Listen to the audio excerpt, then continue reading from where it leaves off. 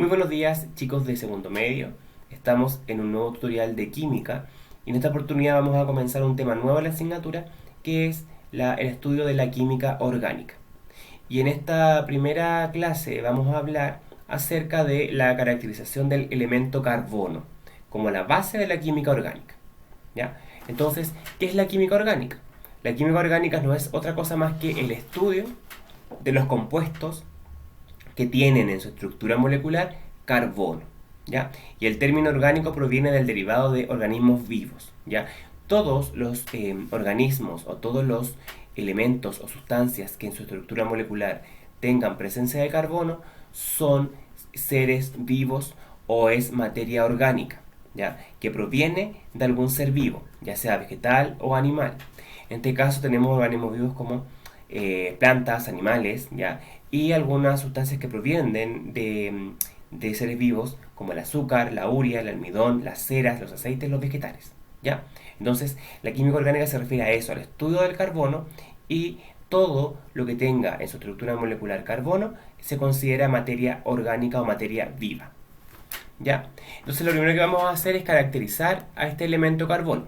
Para eso vamos a ayudarnos de nuestra tabla periódica que está acá, ¿ya? Y vamos a decir que el carbono, que lo ubicamos acá en la tabla, en este lugar, ahí está, tiene como símbolo la letra C mayúscula, ahí. Tiene un número atómico de 6, que está acá, en la parte superior. Está ubicado dentro de la tabla periódica en el periodo 2 y en el grupo 14, que es la columna, que es la fila que está acá. ¿Ya? Está clasificado como un no metal, si lo revisamos por el color verde acá, dice no metal, y su configuración electrónica corresponde a 1s2, 2s2, 2p2, ¿ya?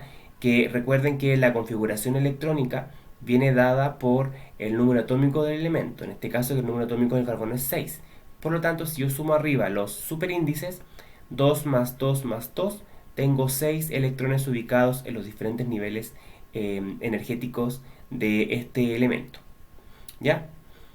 Bien. Si vamos a hablar de elementos orgánicos o compuestos orgánicos, tenemos que establecer la diferencia entre un compuesto orgánico y uno inorgánico de acuerdo a sus propiedades.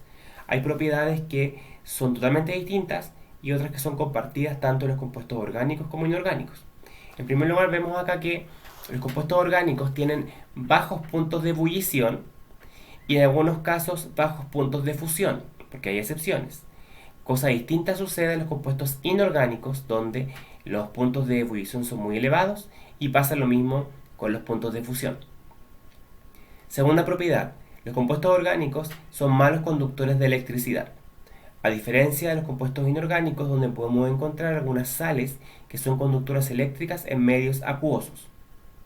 Tercera propiedad, que esta es compartida, tanto en los compuestos orgánicos como inorgánicos. En ambos casos son malos conductores de calor. Y también una cuarta propiedad que también es compartida tanto en los compuestos orgánicos como inorgánicos es que son solubles en agua solo en algunos casos. En el caso de los compuestos inorgánicos son solubles en agua si están a temperatura ambiente. ¿Ya?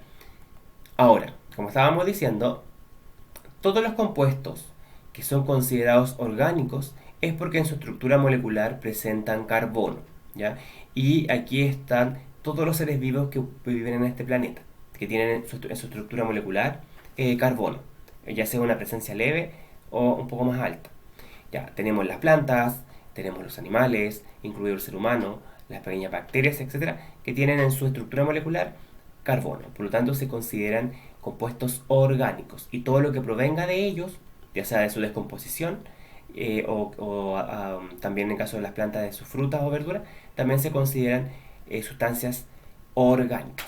A diferencia de las sustancias inorgánicas que no tienen presencia de carbono en su estructura molecular, ¿ya? Como por ejemplo los elementos abióticos del ecosistema, como el suelo, como el aire, ¿ya? Independiente de que se pueda encontrar en el caso de la atmósfera el dióxido de carbono, sigue siendo un elemento, sigue siendo un compuesto inorgánico, ¿ya? Por la ausencia de carbono, porque el dióxido de carbono es un tema aparte, no va, es un complemento a la atmósfera, pero no toda la atmósfera tiene esta composición. o no todos los elementos que conforman la atmósfera tienen esta composición de carbono. Bien, en la naturaleza este carbono, como dije, lo encontramos como un elemento no metálico y puede estar presente en varias formas, tanto en estados sólidos como líquidos como gaseosos. Ya puede aparecer combinado formando una gran cantidad de compuestos o puede aparecer en forma libre sin enlazarse con otros elementos. Si en el caso de encontrarse combinado lo podemos encontrar en la atmósfera, ¿ya?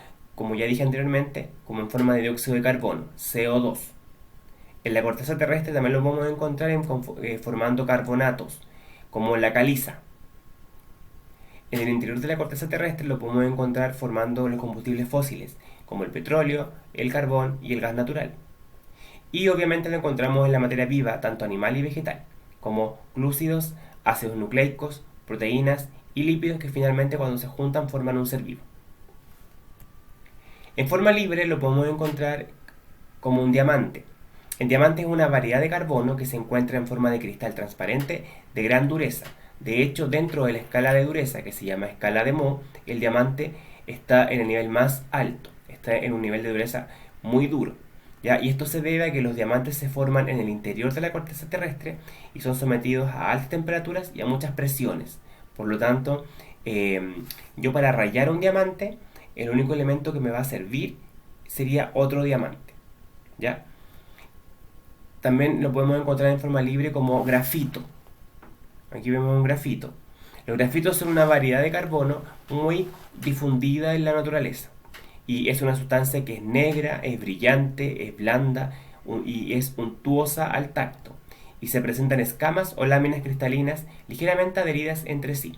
¿Ya? Como lo que vemos acá, en este caso. Esta es la forma de la estructura molecular del grafito. Y todas estas pelotitas que ustedes ven de color morado corresponde al carbono que se va enlazando con otros elementos. ¿Ya? Y el uso más común del grafito es el que se le damos acá a los lápices de mina, o a la, claro, que es lo que ustedes ocupan para hacer su actividad. Tipos de carbono. Bueno, como dije, en la naturaleza el carbono se encuentra unido. Generalmente lo vamos a encontrar unido a hidrógeno, ¿ya? Que está también enlazado con otros carbonos, ¿ya? O sea, cuando tenemos carbonos enlazados con otros carbonos, dependiendo de la cantidad, va a tener nombres distintos. Por ejemplo, en este primer caso, este carbono que tenemos al inicio está unido solo con un carbono, que es el que está acá al lado, o enlazado con este carbono. Por lo tanto, este es un carbono de tipo primario, porque solo está enlazado con un átomo de carbono. El segundo caso, que es este carbono de acá, que está enlazado con dos carbonos, el que está acá arriba y el que está abajo, se le denomina carbono secundario. Arriba tenemos un carbono terciario, que sería este, que está unido a tres átomos de carbono, hacia el lado derecho, el lado izquierdo y abajo. Y por último tenemos los carbonos cuaternarios, que están unidos a cuatro átomos de carbono, como este que tenemos al centro, que está unido por cada uno de sus lados por otro carbono. O sea, aquí tenemos arriba unido, abajo también, y hacia los lados. Ahora, la forma en que se enlaza el carbono o la propiedad de tetravalencia del carbono se refiere al tipo de enlace y a la cantidad de elementos que pueden estar enlazados con el carbono. Primero que nada, el carbono se une con otros elementos a través de enlaces covalentes, o sea, comparten electrones. Y de acuerdo a su configuración electrónica, el carbono solo tiene en su último nivel electrónico 4 electrones para compartir. Por lo tanto, tetravalencia del carbono se refiere a que el carbono tiene la posibilidad de enlazarse como número máximo con 4 elementos a su alrededor. En este caso, este carbono está unido a sus 4 lados con hidrógenos, ya que es el elemento más afín a él. Y esto lo vamos a estudiar después, que estas estructuras de esta manera se llaman hidrocarburos. ¿Ya? Y por último, tenemos que la presencia del carbono en la naturaleza se plasma a través de un ciclo que se llama ciclo del carbono, que es un ciclo biogeoquímico, obviamente natural, en donde podemos encontrar el carbono de diferentes formas, tanto en la atmósfera, como el dióxido de carbono que vemos acá, tanto en la biosfera terrestre, como en los océanos y en los sedimentos.